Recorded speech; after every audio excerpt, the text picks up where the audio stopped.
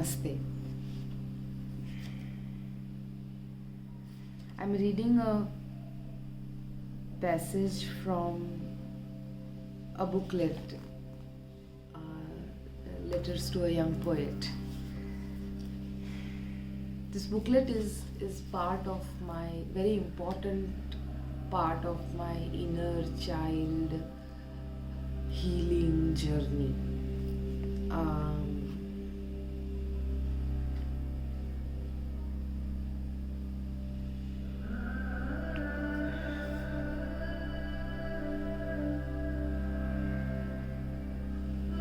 When I was a child, I used to write poems.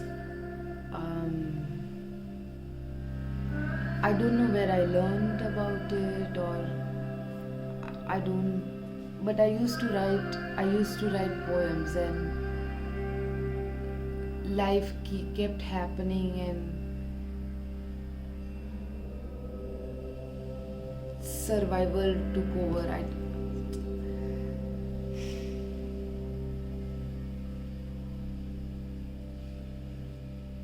So that's a part of me that maybe I abandoned unconsciously, and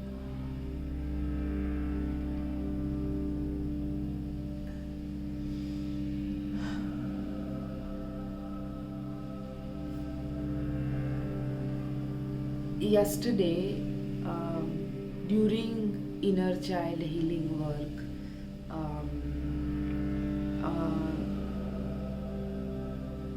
the question came to me that what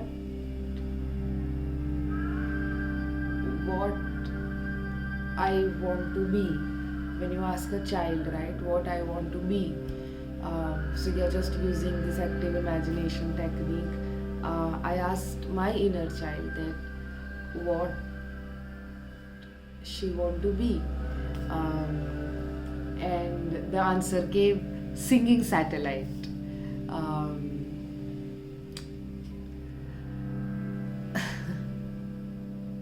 I don't know, singing satellite of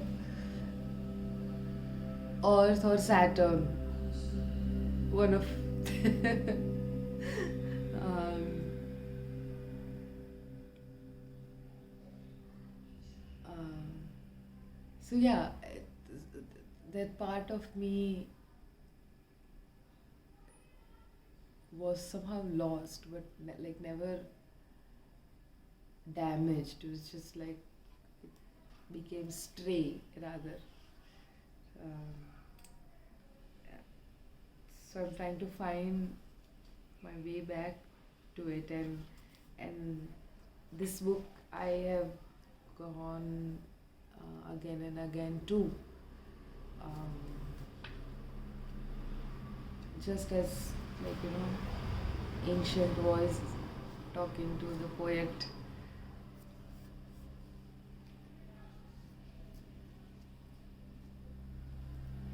That I could have been, or maybe I am, which was lost, and now is finding a way back home. So here is the passage. So this booklet have few letters, and I'm reading passage from the first letter.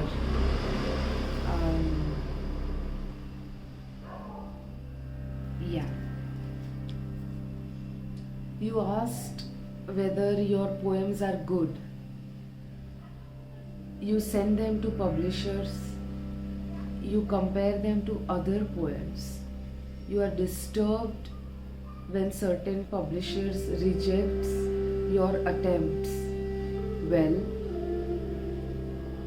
Well now, since you have given me permission to advise you, I suggest that you give all that up. You are looking outward and above all else. That you must not do now. You are looking outward and above all else. That you must not do now. No one can advise and help you. No one. There is only one way. Go within. Search for the cause. Find the impetus that bids you right. There is only one way. Go within. Search for the cause. Find the impetus that bids you right. Put it to this test. Do it stretch? Does it stretch out its roots in the deepest place of your heart? Put it to this test. Does it stretch out its deepest roots in the deepest place of your heart? Can you avow that you would die if you were forbidden to write? Above all, in the most silent hour of your night, ask yourself this: must I write? Dig deep into yourself for a true answer, and if it should ring its assent, if you can confidently meet this serious question with a simple "I must," then build your life upon it. It has become your necessity, your life. In the most mundane and least significant hour, must become a sign, a testimony to this urge. Then draw near nature. Pretend you are the very first man, and then write what you see and experience, what you love and lose. Do not write love poems, at least at first. They present the greatest challenge. It requires great, fully ripped power to produce something personal, something unique. When there are so many good and something even brilliant renditions in the great numbers, be aware of general themes. Cling to those that your everyday life offers you. Write about your sorrows, your wishes, your passing thoughts, your belief in everything beautiful. Your belief in everything beautiful. This, see, it makes me happy. That's why I come back to it, and that's why I'm sharing things that I think makes me beautiful. Describe all that with fervent,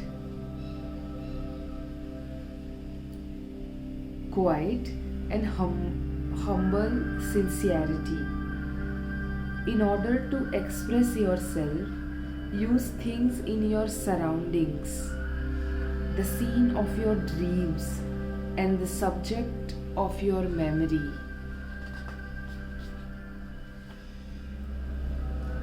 If your everyday life appear to be unworthy subject matter, do not complain to life.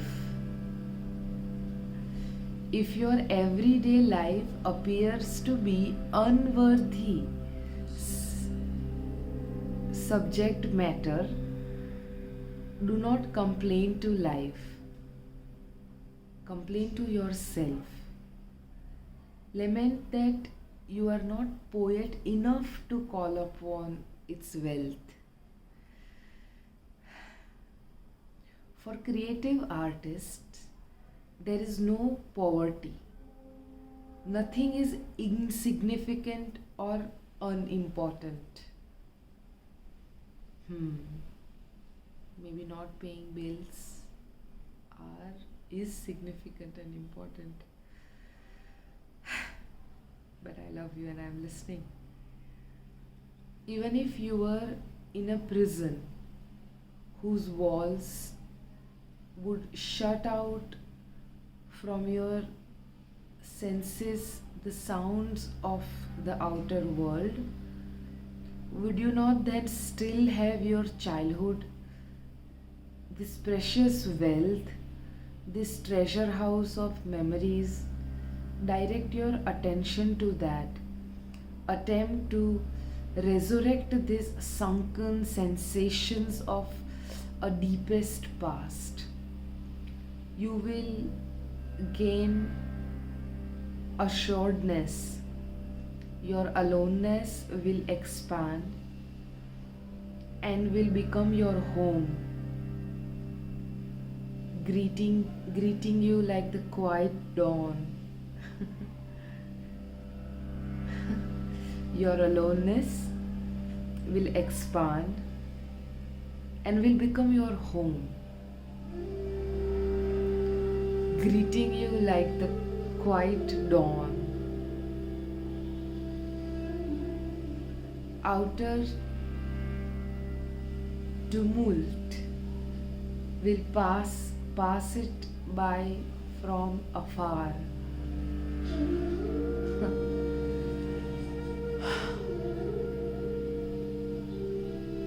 I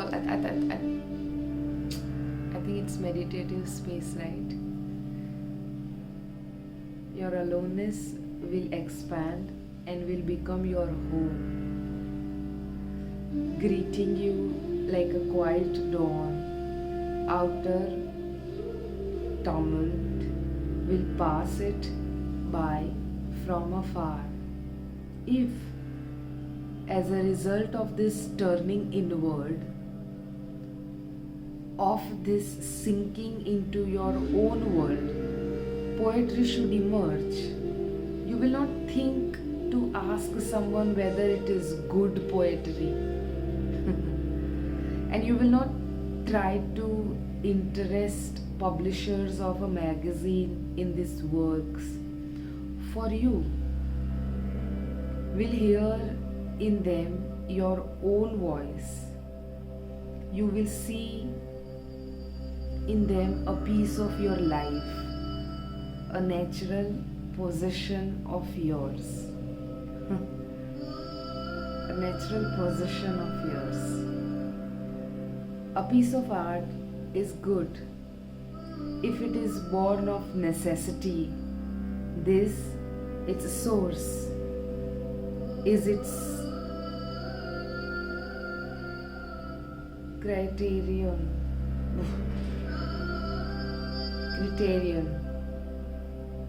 There is no other. A piece of art is good if it is born of necessity. This, its source, is its criterion.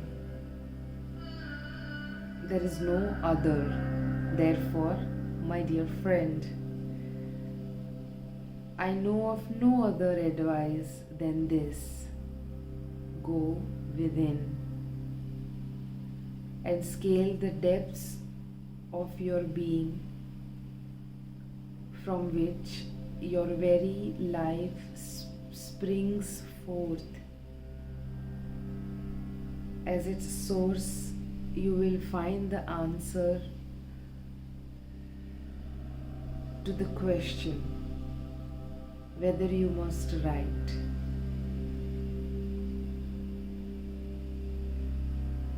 I read that up again. Therefore, my dearest friend, I know of no other advice than this. Go within and scale the depth of your being, from which your very life springs forth. At its source, you will find the answers to the question whether you must write. Accept it, however it sounds to you, without analyzing.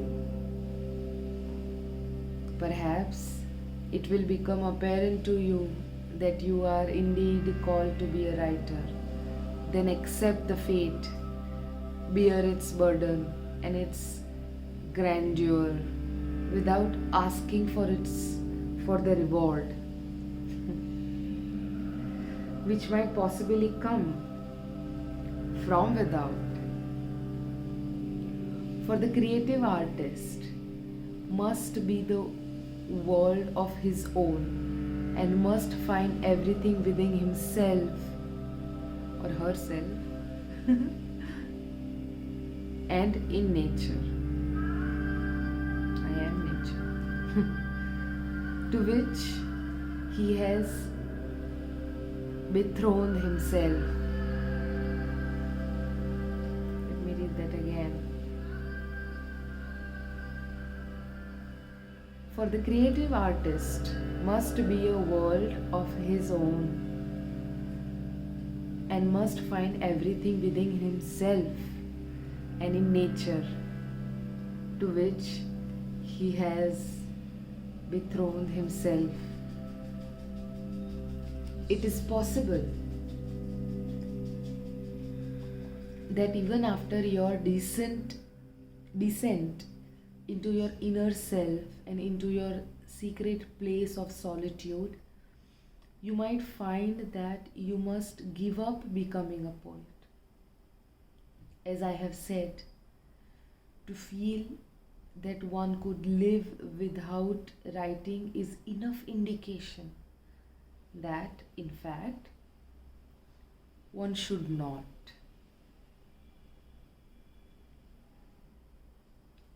Even then, this process of turning inward, upon which I beg you to embark, will not have been in vain. Your life will no doubt from then on find its own path.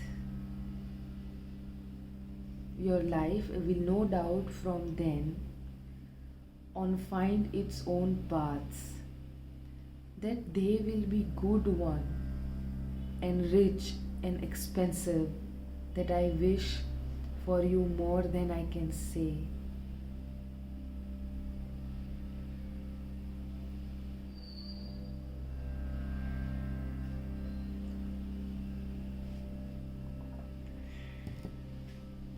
What else shall I tell you? It seems to me everything has been said. With just the right emphasis, I wanted only to advise you to progress quietly and seriously in your involvement. You could greatly interfere with that process if you look outward and expect to obtain answers from outside. Answers which only your innermost feeling in your quietest hour can perhaps give you.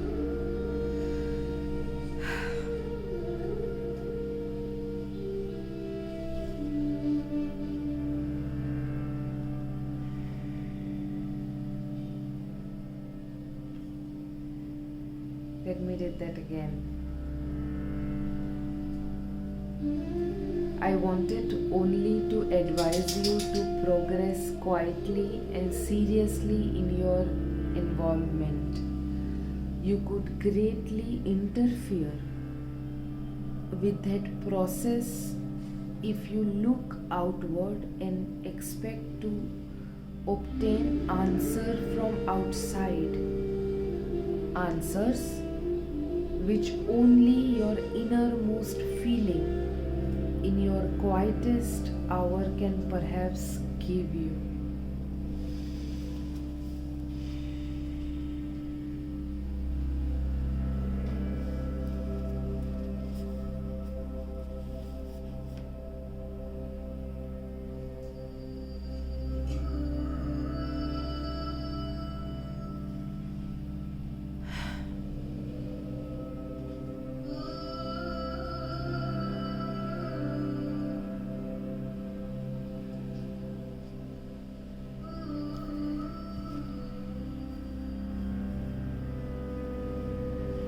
if you have something to express,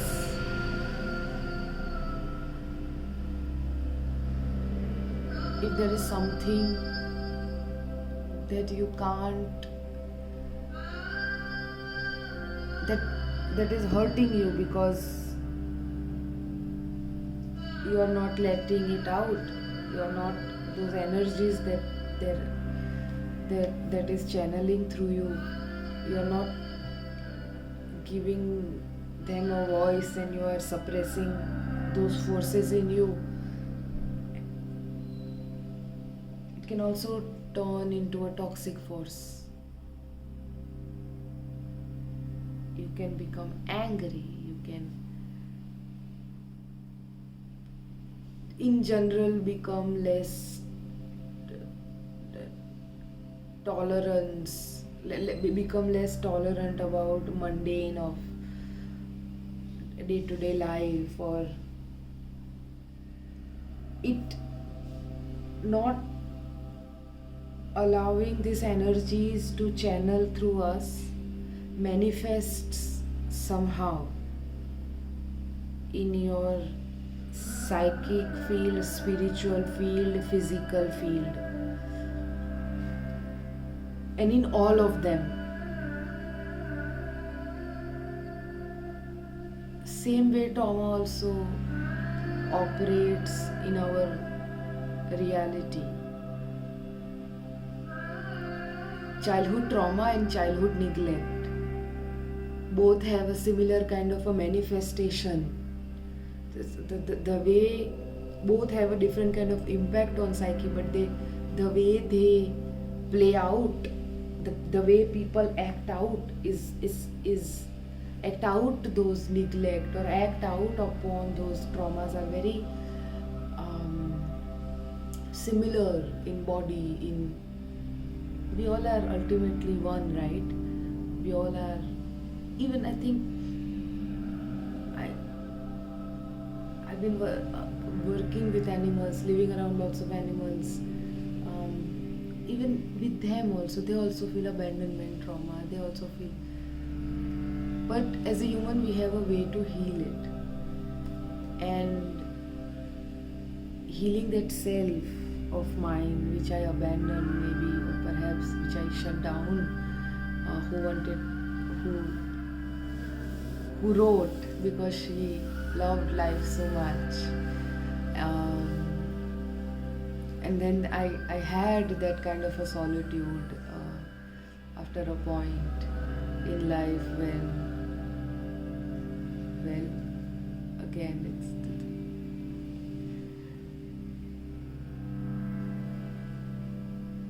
so yeah, I hope you also pick it up. If you ever thought you want to write or poems, or you like poems, or just look for the poems of Rainer Maria Rilke. God bless him. God bless you.